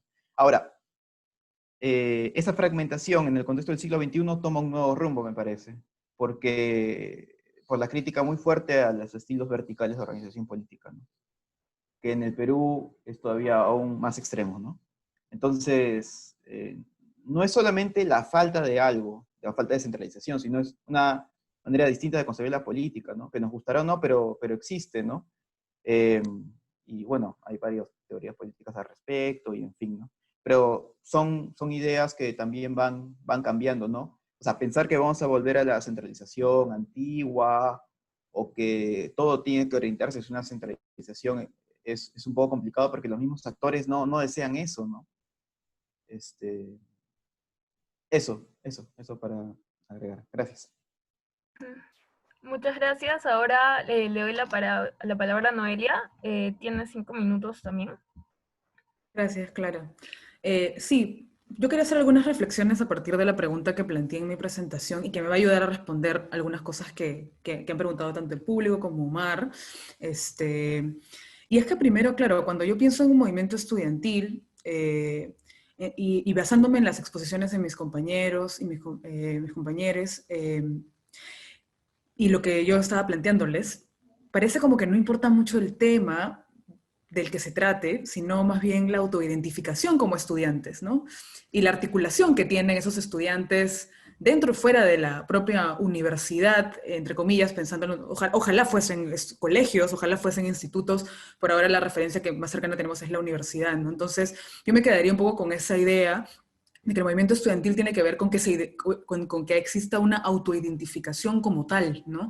Más allá del tema que se vaya a trabajar en ese momento, que puede ser ir en contra de una dictadura, pelear por un sistema más democrático, que puede ser, no lo sé, sumarse a un movimiento como el de Ni Una Menos, ¿no? O articularlo mejor, estar en contra de la violencia en las universidades o tratar de terminarla, o como decía Andrés en el tema de reforma trans, ¿no? Son articulaciones que importantes que van más allá de la idea de estudiante como alguien que tiene que pensar solamente en lo educativo, como una caja más cerrada, ¿no?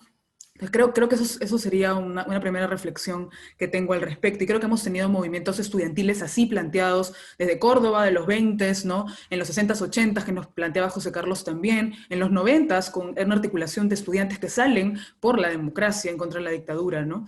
En cambio, en el siglo XXI, con esta nueva más fluidez, yo diría, del movimiento, de lo que nos hablaba un poco Alonso, hay como digamos, no es muy homogéneo, ¿no? Tenemos movimientos estudiantiles, a veces hay fortalecimientos de estructuras de representación estudiantil, como en la PUC, que en algún momento cuando yo fui estudiante teníamos como un sistema más o menos de partidos dentro de la universidad y eso permitía articular algunas demandas como, por ejemplo, la lucha contra Cipriani en ese momento, ¿no? Se podía articular.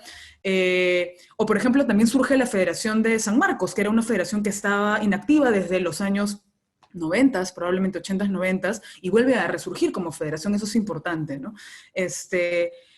Y hay luchas propias de la universidad, y hay algunas articulaciones externas como los pulpines, como el tema de toma del bypass hacia afuera, con otras demandas que son movimientos juveniles o que son movimientos por la ciudad, ¿no? Y donde hay estudiantes y donde hay un bloque universitario. En los pulpines hay un bloque universitario que se identifican como estudiantes también, pero depende mucho de esto, ¿no? De que se identifiquen como estudiantes. Y luego lo que vemos con lo que nos presentaba Andrés también tiene que ver pues, con este movimiento más diverso, ¿no? De las demandas ciudadanas, que yo también podría pasar de las primeras demandas más materialistas, tal vez del movimiento estudiantil, pensando en las décadas de los 60, 70, a unas demandas más postmaterialistas que tienen que ver con los derechos de las personas, con nuestras libertades, ¿no? Que también ahora parecen cuajarse más con estas estructuras más colectivas, ¿no? Y también es importante ahí pues reflexionar sobre el tema de cómo ganamos esta identidad estudiantil, ¿no? Y pienso en la educación y la universidad, ¿no? Uno, que es difícil articular eso en el país, no sé si eso es una diferencia con Colombia, por ejemplo, ¿no? No sé si en Colombia tienen más espacios de representación estudiantil en colegios, que politizan mucho más a las y los jóvenes, o en los institutos, y acá solamente está en las universidades, sobre todo, donde hay esa posibilidad, ¿no? Entonces eso también limita que haya una articulación mayor. La representación universitaria, cuando yo la estudié en mi tesis, hablaba de que los estudiantes que postulaban a los cargos de la asamblea tenían vínculos clientelistas con los profesores y las autoridades, o pragmáticos porque querían aprender a hacer política para hacer política regional, o idealistas más partidarios, pero que no articulaban con alguna demanda necesariamente de la universidad pública, ¿no? Entonces, la legitimidad del movimiento estudiantil dentro y fuera puede ser cuestionable o, ¿no? Podemos pensarla, ¿no? Y otra cosa que también dijo Alonso que parece importante es que la reforma universitaria podría pensarse como un elemento catalizador de las demandas estudiantiles vinculadas a la educación superior, por ejemplo, ¿no? Que es una política de abajo hacia arriba, no es una política que los estudiantes la pidan. Entonces eso te ayuda a pensar en calidad y un poco que te dejas de cuestionar un poco qué pasa con el sistema educativo. Pero ahí va la primera pregunta que hicieron sobre qué pasa con este versus entre empleabilidad y universidad como sitio de ciudadanía. De repente esa es una nueva narrativa por la cual los estudiantes y las estudiantes pueden luchar, por ejemplo, ¿no? Y el tema es qué otras narrativas se construyen a partir de lo que la universidad necesita o el sistema educativo necesita para poder generar estos espacios, ¿no? Creo que con eso, y también la resignificación de lo que es una universidad, un espacio educativo, ¿no? Como un espacio de élite en un inicio, a pasar ahora a espacios masivos, ¿no? Y espacios permeables, una universidad que tiene que responder a la realidad, y eso también hace que no solo las demandas sean estudiantiles, ¿no? Y solo para cerrar, tal vez señalar algunas de las cosas que señaló. Me preguntaban por qué era difícil escalar el discurso, y eso también es interesante, ¿no? Y creo que hay un tema de que nuestras organizaciones más disruptivas, y en este caso más de izquierdas, digamos, tienen todavía un legado los legados de la violencia política que señalaba Omar, que hacen difícil, digamos, entonces digamos, que genera una, ¿cómo podría decirlo? Una no legitimidad de la ciudadanía. La ciudadanía tiene ese recuerdo, aún todavía tiene ese recuerdo, y es difícil pelear contra ese esquema, digamos, de qué es lo antisistema, y creo que eso es interesante de pensarlo, y que creo que cuando queremos pasar de la narrativa de vamos a derogar una ley a vamos a pelear por un mejor sistema laboral en el país, causa temor, y como no existe un tránsito más delicado, digamos, de una narrativa, digamos, que pueda pegar más con la ciudadanía, como ponerle el nombre de ley Pulpín, por ejemplo, ¿no? Eso también hace más difícil que se pueda escalar los discursos, ¿no? Y también es la idea de otra forma de hacer política, ¿no? Pensemos la política no solo a nivel institucional, sino pensemos que las organizaciones tradicionales, que son muy importantes como los sindicatos, los gremios, los partidos, piensen también en la política fuera de la caja vertical. Y la otra cosa es que las organizaciones de colectivas ciudadanas también piensen que lo que hacen es política, ¿no? Y que no solamente se tienen que encajonar en un sistema tradicional de acceso al poder, digamos, a través de los partidos, ¿no? Y creo que eso es interesante. Ya me quedo corta, me quedo sin tiempo para hablar sobre Colombia. Creo que la cultura política y tiene mucho que ver, ¿no?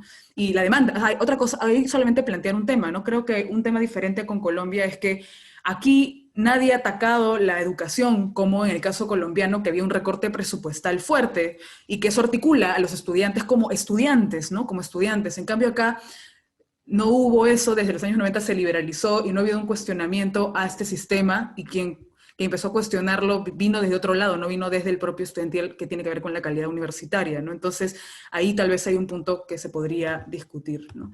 Sí, y bueno, la pandemia sí es una oportunidad, creo yo. Ahí hay que construir nuevas narrativas, y ahí está el tema de las colectivas construyendo nuevas narrativas respecto a las demandas y necesidades que se va a tener, porque ya no es solo calidad ahorita, ¿no? Y tal vez pasar del discurso de calidad a un discurso de ciudadanía, un discurso de inclusión, podría ser interesante para poder mover a los estudiantes con su identidad de estudiantes. Eso por ahora. Muchas gracias, Noé. Ahora pasamos con Andrés. Sí, gracias. Bueno, de hecho me ponía a pensar en lo que planteaba Omar, ¿no? Sobre el tema de la crisis actual como amenaza también a la movilización estudiantil. Y de hecho sí, evidentemente creo que ha cobrado bastante, ha restado bastante la intervención de los estudiantes en las decisiones políticas, ¿no? De universidades sobre diversos temas. Pero aún así recuerdo también que un tema que está como todavía más o menos como puesto en agenda es el tema de las boletas, ¿no? Que también ha estado como en, en, con portavoces de estudiantes dentro de organizaciones, ¿no? Y de hecho me trae a la mente también un reclamo que hubo, me acuerdo cuando Reforma Trans también comenzaba, ¿no? Que de parte de ese sector de estudiantes que se oponía a Reforma Trans decían, ¿no? Como que, eh, pero ¿por qué te organizas por eso que no es tan prioritario, ¿no? ¿Por qué no te organizas por pedir que las boletas bajen los precios o que los menús también bajen los precios, no sé, ¿no? Y Reforma Trans respondía como, pero tú ¿por qué no te organizas? Si tú quieres esa demanda, organízate y exígelo, ¿no? Entonces, yo me pongo a pensar ahora que, claro, veo a los estudiantes de la FEPU que están en los medios exigiendo esa rebaja y entiendo también el tema de los contagios que podrían ocurrir, ¿no? Al exponerse también al ir a un espacio público, pero tampoco veo la presencia en redes sociales de esos chicos que exigían justamente esa rebaja, ¿no? Entonces pienso en que también tiene que ver con un tema de ciudadanías dentro de los estudiantes, ¿no?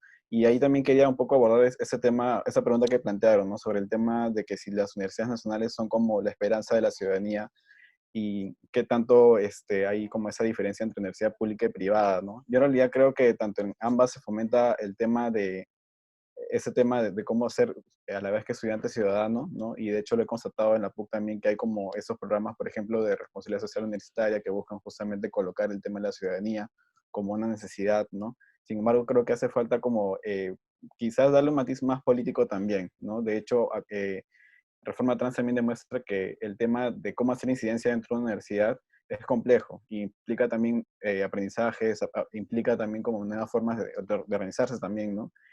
Y que esto al sistematizarse también se puede incorporar como para nuevas iniciativas que se quieran hacer dentro de la universidad, ¿no? Y que considero yo que las universidades también deberían, las oficinas deberían también estar acompañando esos pedidos de los estudiantes, ¿no?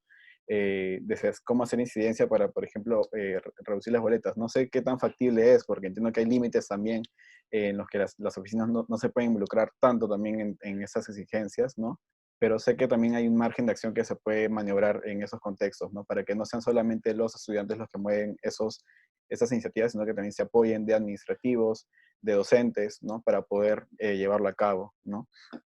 Y de hecho también pensaba en esos cambios y continuidades que hay en los movimientos estudiantiles, ¿no? Porque, claro, Alonso también hablaba de ese tema de que si estamos pensando en una sola manera de hacer movimiento, estamos fritos, ¿no? Y en realidad yo también coincido en eso, porque siento que hay nuevas formas de organizarse, nuevas formas de poder articular también, de hacer incidencia, y más aún en ese contexto de pandemia, me parece que va a cobrar mucha más relevancia el tema de las redes sociales, ¿no? En el caso que yo les mostré, no era tanto el análisis sobre las redes sociales, porque en realidad el componente más fuerte estuvo en la articulación con autoridades, con aliados, ¿no? Y eso implicaba reuniones sociales, de coordinación, incidencia en espacios públicos también. Pero ahora más que nunca me parece que, dado que hay un riesgo también en cuanto a la salud, ¿no? Quizás una agenda muy pertinente tendría que ser el tema de la reducción de las pensiones, finalmente la equidad también en la educación superior, ¿no? Porque es un privilegio realmente, y con la crisis económica que estamos viviendo, en realidad, esto le cierra las puertas a muchos jóvenes, ¿no? Y podría ser una entrada por ahí de una agenda que se debería impulsar, reforzar y promover, ¿no? Me preguntaron también, ya para terminar un poco, sobre si Reforma Trans se ha articulado con otras universidades en el Perú. Y de hecho sí, hay muchas organizaciones trans que están, de estudiantes que quieren promover esa iniciativa. A los 2 años de que se aprobó Reforma Trans en la PUC, también se impulsó en la Arequipa, en la Universidad Nacional San Agustín de Arequipa, y se aprobó en dicha universidad, ¿no? Ahora en San Marcos también hay un grupo que se llama Versiones, que quiere impulsarlo y ha tenido reuniones con Reforma Trans, ¿no? Y la idea, entiendo, de Reforma Trans ahora también es poder articular con más jóvenes universitarios para poder llevar a cabo esa iniciativa y replicarla, ¿no? Obviamente, adaptándolo a cada contexto, ¿no? Pero la idea más o menos es no solamente ganar como esas conquistas en universidades, sino también de repente promover una política a nivel más nacional, ¿no? Quizás con SUNEDU o con otras oficinas del Estado para poder hacerlo de mayor alcance, ¿no? Eso serían mis respuestas. Bueno, muchas gracias Andrés y muchas gracias a todos los ponentes. En verdad, creo que quedan bastantes ideas, muchas preguntas más. De hecho, creo que podemos decir que esta idea, que quizá a veces se tiene un movimiento estudiantil como un gran movimiento que logra un gran cambio a nivel nacional, o sea, no es eso necesariamente. O sea, ahora tenemos muchas formas muchas distintas formas de organizarse por distintos fines, ¿no? No necesariamente hay una gran demanda o un paquete de grandes demandas, ¿no? Sino que son distintas, y eso también da cuenta de este gran grupo de los estudiantes, de los jóvenes estudiantes, que no necesariamente tienen una misma identidad, ¿no? O sea, tienen distintos intereses, vienen de distintas partes. Nosotros acá también estamos hablando desde nuestra realidad limeña, PUC, San Marcos, y de hecho queda mucho más por seguir discutiendo, por seguir articulando con otras investigaciones que también se pueden tener en todo el país, ¿no? Y bueno, creo que finalmente, en verdad, muchas gracias a todos los ponentes. Hemos buscado que esta mesa nos dé un panorama histórico del movimiento estudiantil en estas últimas décadas, ¿no? Creo que, como les digo, somos conscientes que esta mesa nos deja muchas más preguntas que únicamente respuestas, ¿no? Queda mucho más por seguir pensando, por también seguir, yo creo que pensando este tema, seguir escribiendo sobre este tema, que en verdad no hay tantas investigaciones sobre el mismo, ¿no? Que haya más, y no solamente investigaciones, más allá de investigaciones, que haya más encuentros como este, espacios en los cuales nos podemos juntar a decir qué hay, ¿no? ¿En qué estamos, ¿no? Creo que eso es súper importante, ¿no? Mantener ese diálogo siempre constante. De hecho, creo que queda muchísimo, o sea, me parece que yo me pongo a pensar nada más en estos 5 o 6 años que he estado en la universidad, cómo las distintas colectivas, las colectivas feministas, las transfeministas, cómo han ido cambiando en estos últimos años. O sea, en verdad da para mucho más que hablar, ¿no? Así que nada, en verdad, muchas gracias a los ponentes, a las asistentes también, y bueno, comentarles que este ciclo de mesas continúa, invitarlos también a la siguiente mesa, que va a ser la mesa 4, la cual se va a titular La educación en el Bicentenario, las agendas de la igualdad de oportunidades y la calidad de la educación. Bueno, quienes estarán como ponentes va a ser Fanny Muñoz, Ricardo Cuenca, María Ballarín, Martí Santos y Patricia Salas. Va a ser el jueves 24 de septiembre de 12 a 2. Va a estar súper buena, así que nada, ya nos estamos viendo. Espero en más espacios como estos y que haya servido para algo en la discusión. Y bueno, muchas gracias. Nos vemos. Gracias. Gracias a Muchas todos. gracias.